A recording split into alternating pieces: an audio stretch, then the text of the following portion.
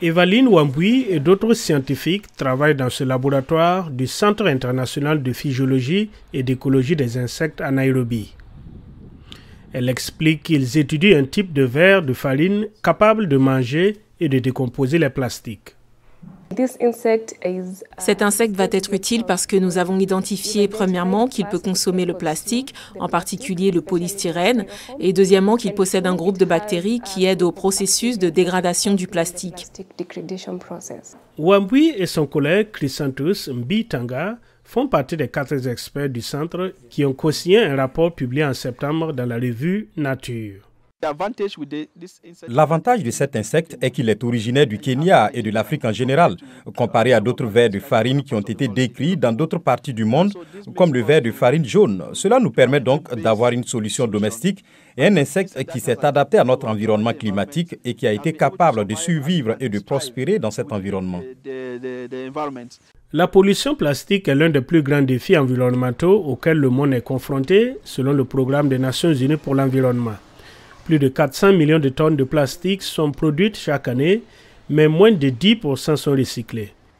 Les scientifiques du Centre international de physiologie et d'écologie des insectes étudient les moyens de collecter les bactéries vivantes dans les intestins des vers et de déterminer si elles peuvent être utilisées pour gérer les déchets plastiques.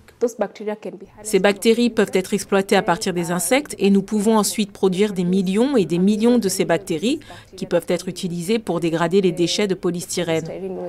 Mais certains défenseurs de l'environnement ne sont pas convaincus que ces résultats résoudront le problème des déchets plastiques.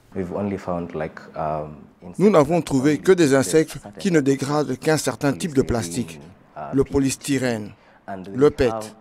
Et nous avons beaucoup de formes de plastique. Qu'en est-il des autres formes de plastique? Et aussi, une fois que ces insectes ont mangé ces plastiques, quel est le produit dérivé?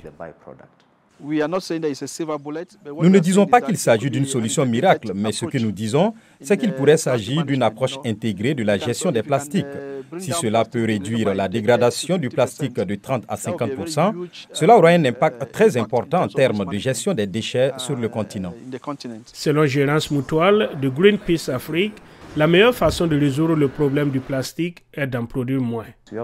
Nous avons beaucoup de plastique problématique et inutile comme les sachets, les bouteilles en PET, dont nous n'avons vraiment pas besoin, les pailles et le reste.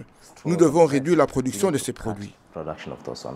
Moutoual explique que le Kenya est l'un des 34 pays qui ont interdit les sacs plastiques à usage unique en Afrique, alors que le continent continue de se battre avec le problème de la pollution plastique.